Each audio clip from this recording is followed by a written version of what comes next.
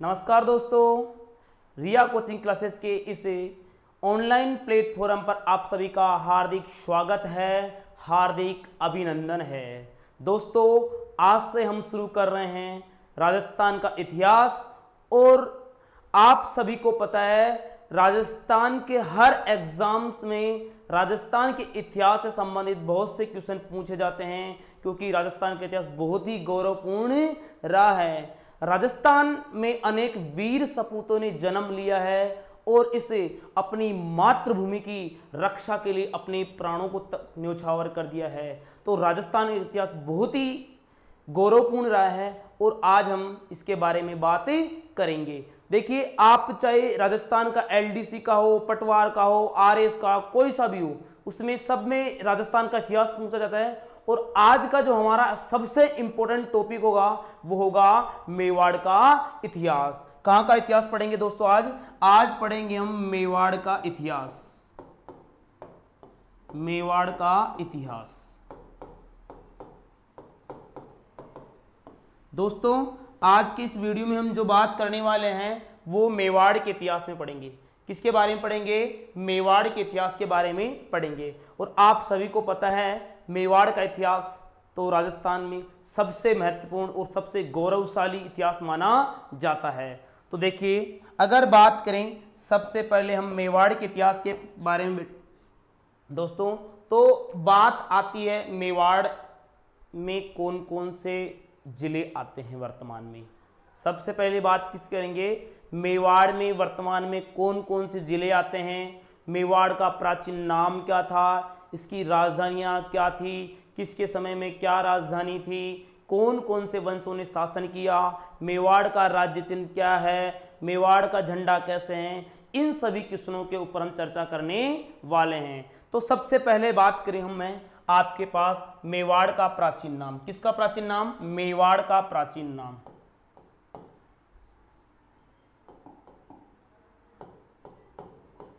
मेवाड़ का प्राचीन नाम दोस्तों, सबसे पहले हम किसकी बात कर रहे हैं? मेवाड़ के प्राचीन नाम की बात कर रहे हैं। किसकी बात कर रहे हैं? मेवाड़ के प्राचीन नाम की बात कर रहे हैं। और देखिए, मेवाड़ का प्राचीन नाम क्या क्या मिलता है हमें।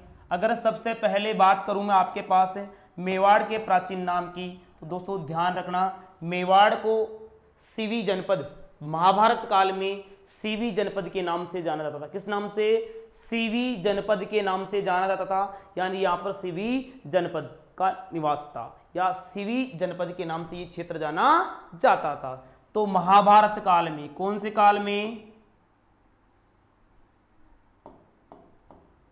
महाभारत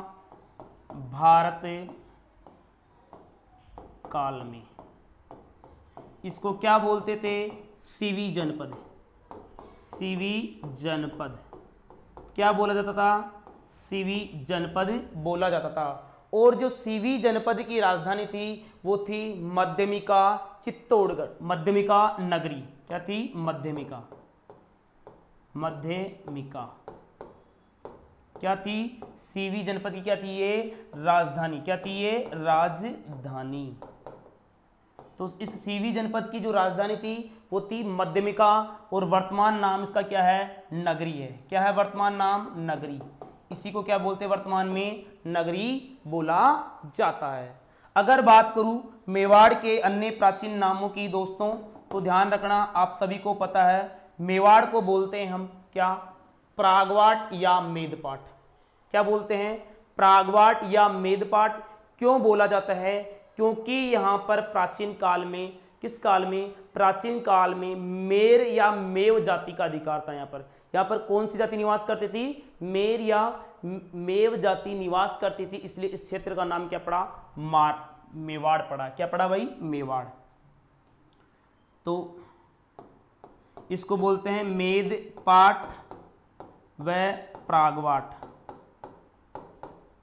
क्या बोला जाता है? मेदपाट व प्रागवाट। क्यों बोलते हैं मेदपाट व प्रागवाट? तो इस चीज का आपको ध्यान रखना है, क्योंकि यहां पर कौन सी जाति निवास करती थी? मेर या मेव जाति। कौन सी? मेर या मेव जाति का यहां पर निवास स्थान था। मेव या मेर जाति।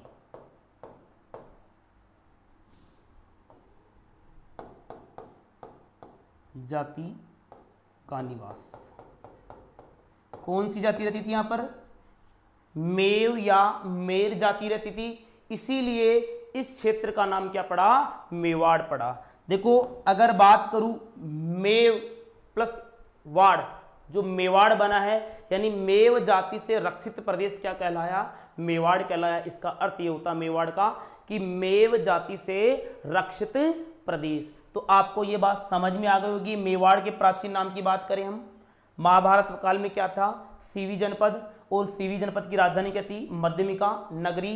प्राचीन नामों में आता मेदपाट या प्रागवाट। कौन सा? मेदपाट या प्रागवाट। क्यों? क्योंकि यहां पर मेव या मेर जाति का क्या था? निवास स्थान था। तो ये चीज आपको समझ में आ गई होगी। अब चलते हैं आगे।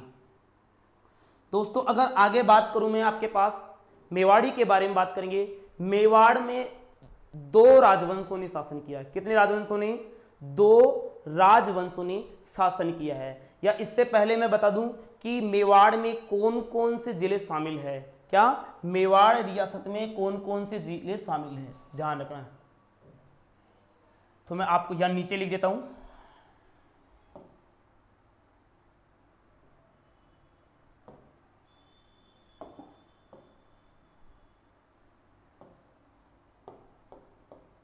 मेवाड़ में शामिल जिले, यानी वर्तमान में कौन कौन से जिले मेवाड़ क्षेत्र, जो पहले का मेवाड़ था उसमें वर्तमान में कौन कौन से जिले आते हैं। तो दोस्तों ध्यान रखना, एक तो आता है उदयपुर। कौन सा आता है? उदयपुर हमारा एक आता है उदयपुर। अगर बात करूं 2 पे, चित्तौड़गढ़। कौन सा आता है? चित्तौड़गढ़।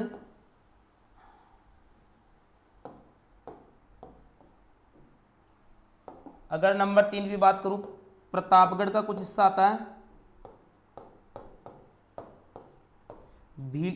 राजसमंद आता है, और एक आता है भीलवाड़ा। कौन सा आता है? भीलवाड़ा। तो क्या है ये? मेवाड़ में शामिल जिले हैं। तो उदयपुर, चित्तौड़गढ़, प्रतापगढ़, राजसमंद और भीलवाड़ा, ये किस में शामिल है? मेवाड़ में शामिल है। तो दोस्तों आप इसका चाहे तो एक बार स्क्रीनशॉट ले सकते हैं, इसके बाद में हम आगे चलते हैं।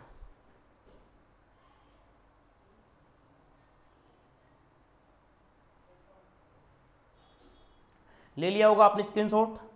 देखिए अब बात करता हूं मेवाड़ पर कितने राजवंशों ने शासन किया है, या मेवाड़ में जो शाखाएं हैं वो कौन कौन सी शाखाएं हैं जिन्होंने शासन किया है। तो अगर बात करूं मेवाड़ की जो प्रमुख रूप से 2 शाखाएं या 2 वंशों ने, एक तो सिसोदियाओं ने, एक गुहिलों ने क्या किया है? शासन किया है। तो मेवाड़ पर कितने वंशों ने शासन किया है?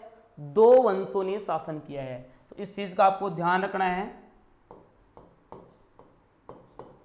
मेवाड़ पर 2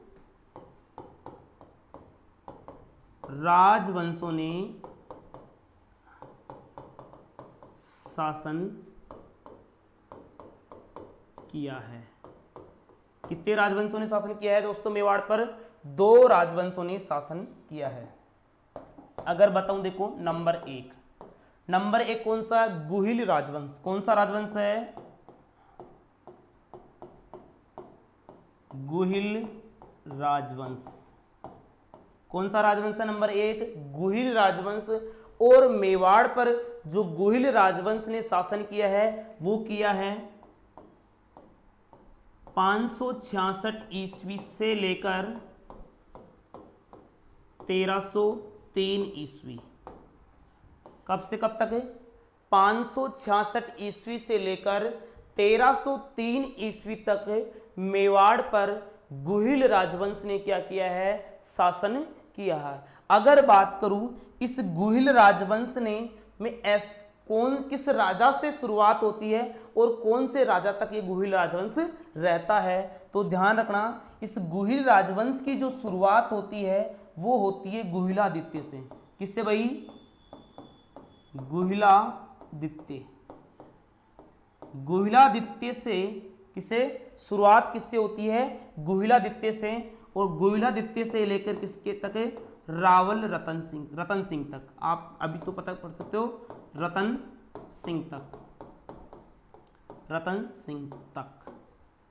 तो ये चीज आपको समझ में आ गई होगी। देखो, गुहिल राजवंश ने 566 ईस्वी से लेकर 1303 ईस्वी तक शासन किया है मेवाड़ में। इस जो गुहिल राजवंश है, क्या जो ये गुहिल राजवंश है, इस गुहिल राजवंश की जो उपाधि हुआ करती थी दोस्तों, वो हुआ करती थी रावल। क्या हुआ करती थी? रावल। तो यदि मैं उपाधि की बात करूं, किसकी बात करूं? उपाधि। तो इनकी उपाधि क्या हुआ करती थी? रावल। इनकी उपाधि क्या हुआ करती थी? रावल हुआ करती थी। तो ये बात भी आपको समझ में आ गई होगी। गुहिल राजवंश 566 से 1303, गुहिलादित्य से लेकर किस तक? रतन सिंह तक। यानी 566 ईस्वी में कौन शुरू करता है? गुहिलादित्य रहता है। स्थापना भी कौन करेगा मेवाड़ में? गुहिल वंश की गुहिलादित्य करेगा। और 1303 रतन सिंह तक कौन सा राजवंश रहेगा? गुहिल राजवंश। उपाधि कौन सी रहेगी? रावल। कौन सी रहेगी? रावल। यदि इसके बाद में बात करूं मैं, नंबर 2 जो दूसरा राजवंश आता है मेवाड़ पर शासन करने वाला, वो कौन सा है? आप ये सभी जानते होंगे, वो है सिसोदिया राजवंश। कौन सा राजवंश है? सिसोदिया राजवंश।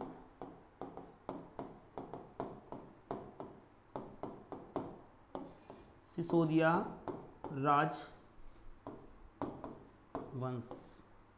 कौन सा राजवंश है? वो है सिसोदिया राजवंश। और सिसोदिया राजवंश जो शासन करेगा मेवाड़ पर, वो करेगा 1326 ईस्वी से लेकर 1948 तक। 1326 से लेकर 1948 तक। और ध्यान रखना दोस्तों, जो ये राजवंश है कौन सा? सिसोदिया राजवंश है। कौन सा राजवंश है ये? सिसोदिया राजवंश।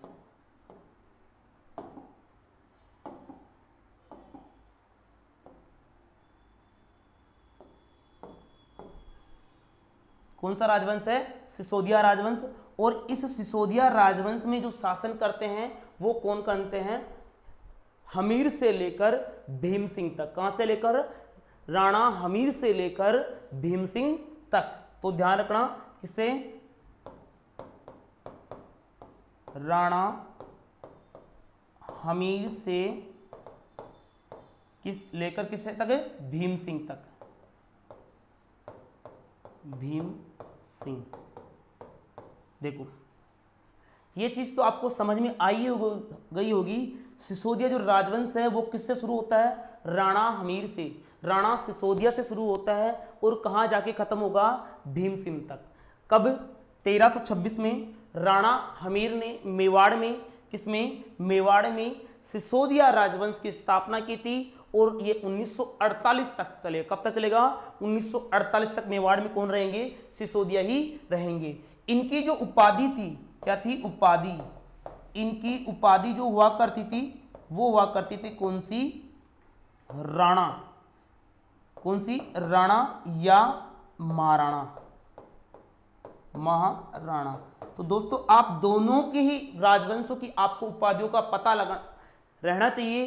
देखो, गुहिल अपने नाम से पहले रावल लगाते थे। क्या लगाते थे? रावल। जैसे रावल रतन सिंह था, बप्पार रावल बप्पार था। इसी प्रकार से जो सिसोदिया थे वो क्या लगाते थे अपने नाम से पहले? राणा या महाराणा। जैसे महाराणा प्रताप। कौन? महाराणा प्रताप, राणा प्रताप, महाराणा उदय सिंह। इसी प्रकार ये इनके क्या थी? उपाधि लगती थी। तो ये दोनों आपको समझ में आ गए होंगे। तो बताओ, मेवाड़ में कितने वंशों ने शासन किया है? 2 राजवंशों ने। कितने? 2 राजवंशों में। एक है गुहिल और दूसरा कौन सा है? राजवंश सिसोदिया। और दोनों की आपको डेट पता होगी, दोनों की आपको उपाधियां पता हो गई, और दोनों की आपको शासन पता हो गया कि किससे लेकर किस तक ये रहा है। अब दोस्तों, आपको पता है जब 566 से लेकर 1948 तक ये राजवंश चलता है, तो आप कह सकते हो कि ये संसार का सबसे प्राचीन राजवंश है। कौन सा है? अगर बात करें संसार के सबसे प्राचीन राजवंश की, तो वो कौन सा राजवंश है? वो है मेवाड़ राजवंश। कौन सा है? मेवाड़ राजवंश। तो मैं कह सकता हूं कि सबसे जो प्राचीन राजवंश है, क्या?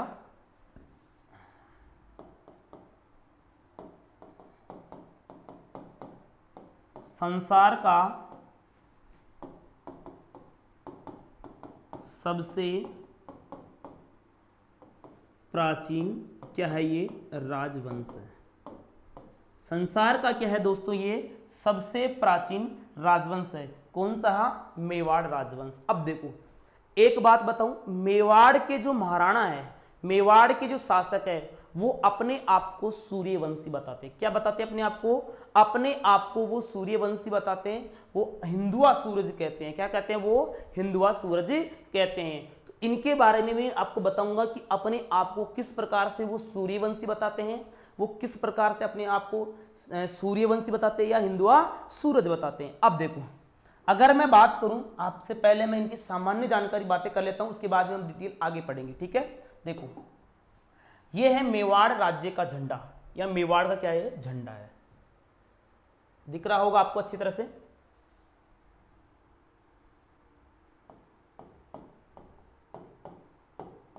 मेवाड़ राज्य का झंडा किसका? ये मेवाड़ राज्य का क्या है? ये झंडा है दोस्तों। ध्यान से सुनना और समझना। देखो ये झंडा है, देखो इसमें ये एक व्यक्ति इधर खड़ा है और एक इधर खड़ा है। इसके ऊपर कौन सी? सूर्य की आकृति है। कौन सी आकृति है? सूर्य की आकृति। बीच में क्या लिखा हुआ है? मेवाड़ लिखा हुआ है। क्या लिखा हुआ है? मेवाड़। और जो नीचे लिखा है, जो दृढ़ राखे धर्म को तिहि राखे करतार, ये मेवाड़ का क्या है? आदर्श वाक्य है।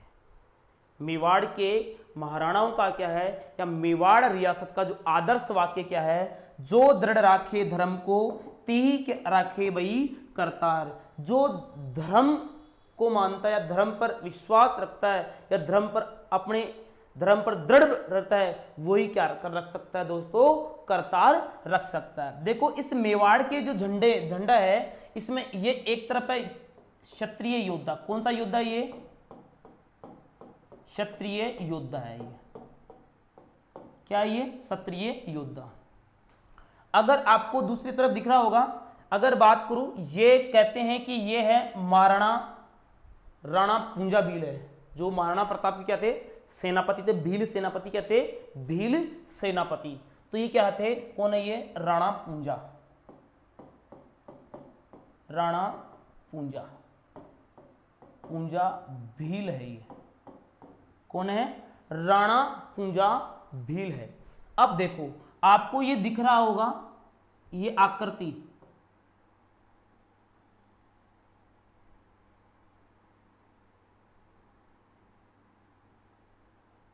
किसकी आकृति है? ये है आकृति जो है सूर्य भगवान की। किसकी है? सूर्य भगवान की। इसीलिए आपको पता है मेवाड़ के महाराणाओं को क्या बोलते हैं? सूर्यवंशी बताते हैं। क्या बताते हैं? ये सूर्य की आकृति। किसकी आकृति है? ये सूर्य के आकृति है। क्या है? ये सूर्य की आकृति है। ठीक है, सूर्य भगवान है, तो इसीलिए कहते हैं मेवाड़ के महाराणा क्या? सूर्यवंशी है। ये है आदर्श वाक्य। क्या है ये? आदर्श वाक्य। मैं इधर लिख देता हूं, आपको सही से दिख जाएगा।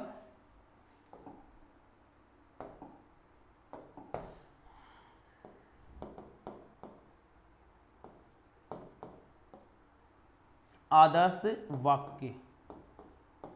जो आदर्श वाक्य क्या है आप सभी को पता है? जो दृढ़ राखे धर्म को, जो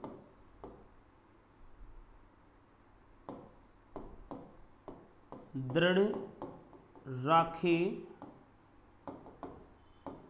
धर्म को तिहि राखे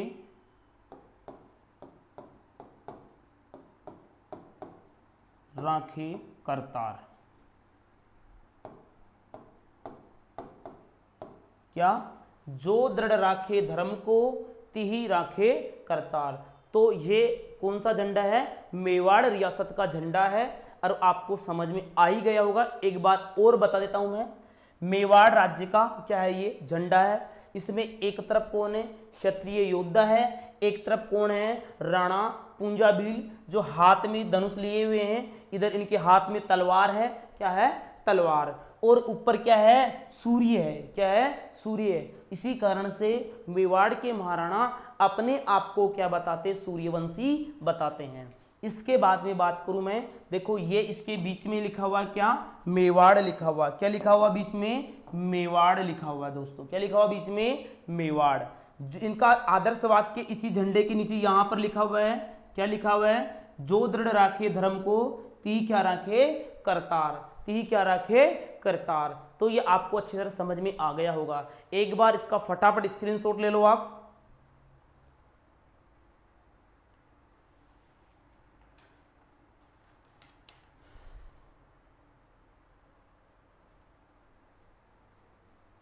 आपको पता चल गया होगा दोस्तों। आइए चलते, अब देखो बात करूंगा मैं सूर्यवंशी की, कि मेवाड़ के महाराणा अपने आप को सूर्यवंशी क्यों मानते हैं, या इनका उल्लेख हमें कहां से मिलता है।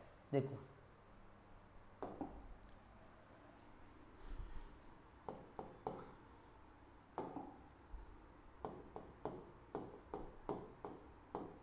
मेवाड़ के महाराणा, तो डायरेक्ट ऐसे पढ़ लेते, सूर्यवंशी है ना, सूर्यवंशी। देखो इस सूर्यवंशी होने का उल्लेख हमें कैसे मिलता है कि मेवाड़ के महाराणा अपने आप को सूर्यवंशी मानते हैं। अगर पहली बात करूं तो मेवाड़ के झंडे में क्या है, सूर्य की आकृति है, इसलिए कहते हैं अपने आप को क्या मानते हैं, सूर्यवंशी मानते हैं। इन हमें प्रमाण मिलता है, क्या, मेवाड़ के झंडे में किसकी आकृति है, सूर्य की आकृति। तो नंबर 1, मेवाड़ के झंडे पर सूर्य की आकृति, किसकी आकृति भाई, सूर्य की आकृति है, इसलिए हम कह सकते हैं कि अपने आप को क्या मानते हैं, सूर्यवंशी मानते हैं। इनको दूसरी बात, इनको बोला जाता है, मेवाड़ के राजाओं को हिंदुआ सूरज कहते हैं, मेवाड़ के राणाओं को, महाराणाओं क्या बोलते हैं, हिंदुआ सूरज कहते हैं, महाराणाओं को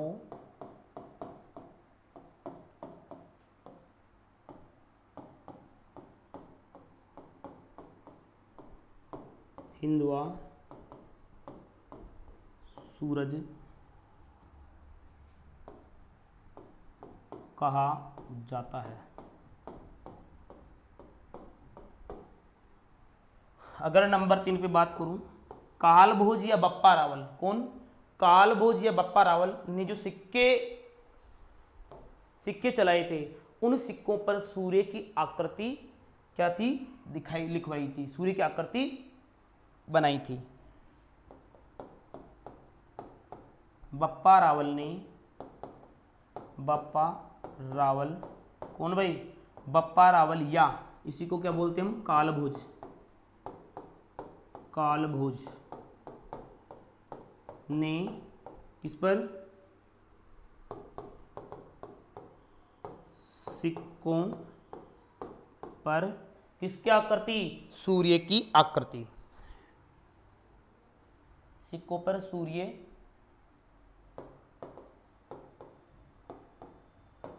की आकृति मिलती है हमें।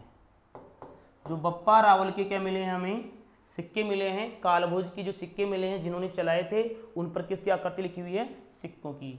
इसके बाद में अगर बात करूं तो एक आता है राइमल, आपने सुना होगा राइमल। राइमल ने जो अभिलेख लिखा है, उन अभिलेखों में अपने आप को सूर्यवंशी बताया, क्या बताया है, अपने आप को सूर्यवंशी होना बताया, किसके द्वारा, राइमल ने। तो आप लिख सकते हो इसको, महाराणा राइमल ने अपने लेखों में सूर्यवंशीय क्षत्रिय लिखवाया। महाराणा राइमल ने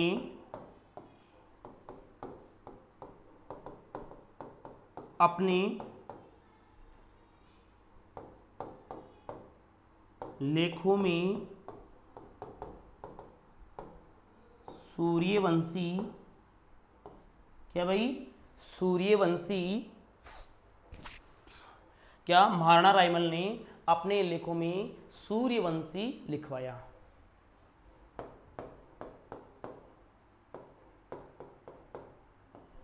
या सूर्यवंशी क्षत्रिय, सूर्यवंशी क्षत्रिय लिखवाया? तो मेवाड़ के महाराणा क्या थे? सूर्यवंशी थे। इनका प्रमाण हमें इन जगहों से मिलता है या इन सिक्कों से मिलता है, बप्पा रावल से मिलता है, ये झंडा जो राज चिन्ह है उससे मिलता है, और बप्पा रावल के अभिलेखों से मिलता है। देखो पहली बात क्या है भाई, मेवाड़ के झंडे पर आकृति किसकी है? सूर्य की आकृति है, तो इसलिए कहा गया है कि ये क्या थे? सूर्यवंशी है ये। दूसरी बात, महाराणाओं को हिंदुआ सूरज, मेवाड़ के महाराणाओं क्या बोलते हैं? हिंदुआ सूरज कहा जाता है। क्या कहते हैं? हिंदुआ सूरज कहा जाता है। उसके बाद में बप्पा रावल या काल भोज ने सिक्कों पर सूर्य की आकृति जो है, सिक्कों पर क्या बनाई है? सूर्य की आकृति बनवाई थी। इसके बाद में महाराणा रायमल ने अपने लेखों में सूर्यवंशी क्षत्रिय लिखवाया था। क्या लिखवाया था? सूर्यवंशी क्षत्रिय। तो आपको ये समझ में आ गया होगा। एक बार फटाफट से क्या ले लो, स्क्रीनशॉट ले लो आप।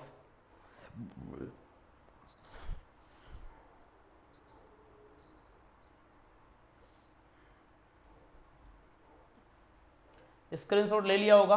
तो देखिए अब बात करता हूं मैं आपके सामने आगे। यदि बात करें मेवाड़ के महाराणाओं का जो कुल देवता है, क्या है भाई? कुल देवता। तो वो कुल देवता कौन है? तो आप सभी जानते होंगे, एक लिंग जी। कौन है? एक लिंग जी। और एक लिंग जी का मंदिर कहां पर है? कैलाशपुरी उदयपुर में। कहां पर है? कैलाशपुरी उदयपुर में है। तो देखो मेवाड़ के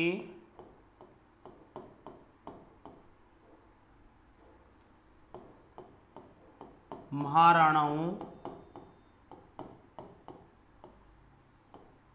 के कुल देवता,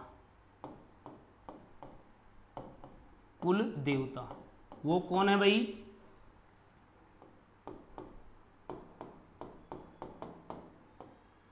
एकलिंग जी। कौन है भाई? एकलिंग जी। अगर बात करूं एकलिंग जी का मंदिर, किसका भाई? एकलिंग जी का मंदिर कहां पर है? किसका? एकलिंग जी का मंदिर।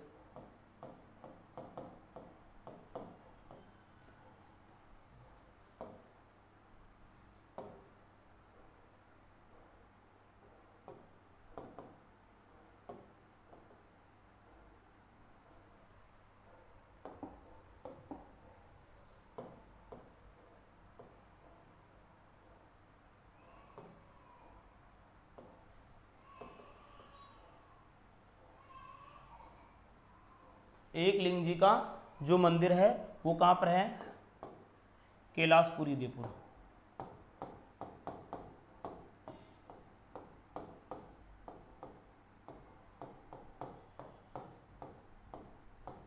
कहां पर है? कैलाशपुरी उदयपुर। देखो मेवाड़ के महाराणाओं के कुल देवता कौन है? एकलिंग जी। और एकलिंग जी का जो मंदिर है वो कहां पर है? कैलाशपुरी उदयपुर। अगर बात करूं इनके आराध्य देव की, किसकी बात करूं? आराध्य। ये तो कौन से हो गए? कुल देवता हो गए। कौन से हो गए? कुल देवता। अगर आराध्य देव की बात करें तो इनके आराध्य देवता है गढ़बोर का चार भुजानाथ। नंबर 2 आराध्य देवता। आराध्य देवता कौन है?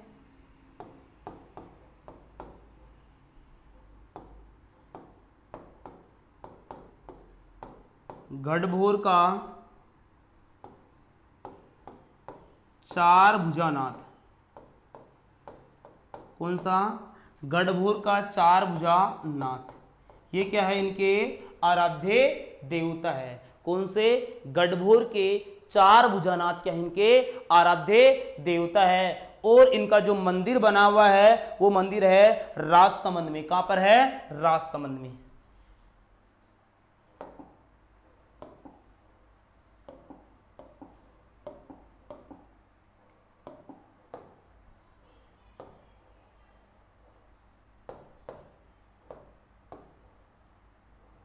किसकी बात कर रहे हैं हम? मंदिर की बात कर रहे हैं।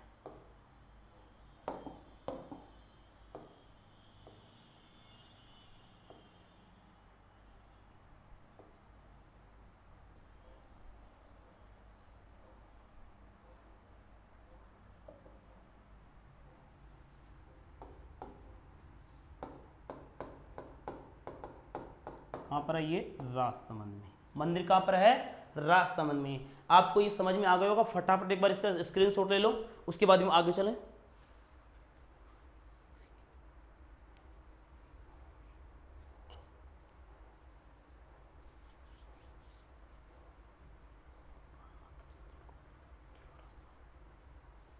ठीक है, ले लिया होगा। देखिए, अगर बात करता हूं मेवाड़ के जो महाराणा हैं उनकी कुल देवी कौन सी है? अगर कुल देवी की बात करूं तो दोस्तों कुल देवी कौन सी है? वो है बाण माता। मेवाड़ के महाराणाओं की कुल देवी कौन सी है? वो है बाण माता। कौन सी माता है भाई? बाण माता। बाण माता कौन सी माता है? बाण माता। यदि बात करें बाण माता का जो मंदिर कहां पर है? किसका? बाण माता का मंदिर। बात करें किसकी? मंदिर की।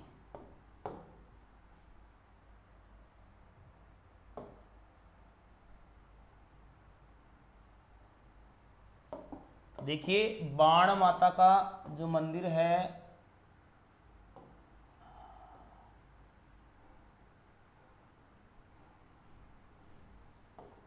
कहां पर है? एक तो चित्तौड़गढ़ दुर्ग में। चित्तौड़गढ़ में। कहां पर है? चित्तौड़गढ़ में।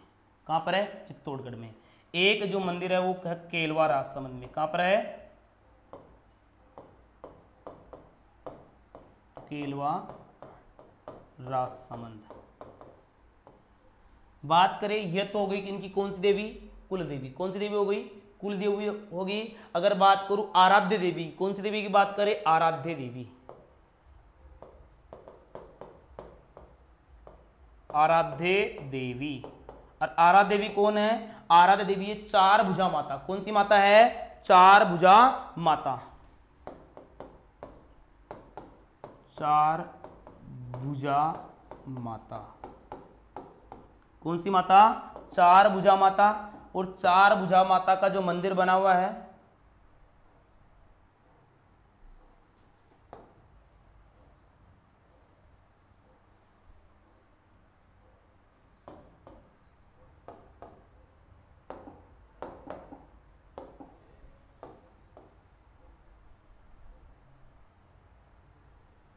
ये मंदिर है हल्दी घाटी राजसमंद।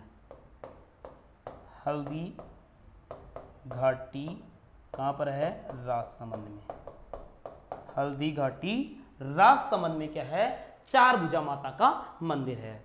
तो दोस्तों आज यहां तक हम देख चुके हैं। एक बार इसका मैं आपको शुरू से क्या करवा देता हूं? रिवीजन करवा देता हूं, जिसको आपको सारा याद हो जाएगा। देखो, मेवाड़ का इतिहास पढ़ रहे हैं। मेवाड़ का प्राचीन नाम क्या है? तो महाभारत काल में सीवी जनपद कहते थे। राजधानी माध्यमिका वर्तमान नगरी जो कहां पर है? चित्तौड़गढ़ में या उदयपुर, है ना। मेवाड़ का प्राचीन नाम प्रागवाट या क्या बोलते हैं इसको? मेदपाट बोलते हैं। क्यों बोलते हैं? मेव या मेर जाति का क्या था? पर निवास स्थान था। इसके लिए इसका अर्थ क्या होगा मेवाड़ का? या कैसे पढ़ा ये? मेव या मेर जाति से रक्षित प्रदेश। मेवाड़ में शामिल जिले उदयपुर है, चित्तौड़गढ़ है, प्रतापगढ़ है, राजसमंद है और भीलवाड़ा है। इसके बाद में बात करें थे हम, मेवाड़ में दो राजवंशों ने शासन किया था, गोहिल राजवंश और कौन सा दूसरा? सिसोदिया राजवंश। कौन सा है? सिसोदिया राजवंश। गोहिल जो राजवंश है 566 से लेकर 1303 ईस्वी तक रहता है। गोहिलादित्य से लेकर रतन सिंह तक। और इनकी उपाधि हुआ करती थी, वो कौन सी हुआ करती थी? इनकी उपाधि होती थी रावल की। किसकी होती थी? रावल। इसके बाद में दूसरा जो राजवंश आता है वो कौन सा था? सिसोदिया राजवंश। 1326 से लेकर 1948 तक ये राणा हमीर से लेकर भीम सिंह तक रहेगा और इनकी उपाधि हुआ करती थी राणा या महाराणा। इसके बाद ही मैंने आपको बताया मेवाड़ राज्य का झंडा। तो देखो झंडा आपको दिख ही रहा होगा, ऊपर सूर्य की आकृति है, इधर क्षत्रिय योद्धा है, इधर कहते हैं कि राणा पूंजाबिल है ये, और बीच में क्या लिखा हुआ है, मेवाड़ लिखा हुआ है। और इनका जो आदर्श वाक्य लिखा हुआ है, जो दृढ़ राखे धर्म को ती राखे क्या करतार, ये मेवाड़ के महाराणाओं क्या है, आदर्श वाक्य है। और आपको ये याद होना बहुत जरूरी है, क्योंकि ये कई बार एग्जाम से पूछा जा चुका है कि मेवाड़ के महाराणाओं का आदर्श वाक्य क्या है।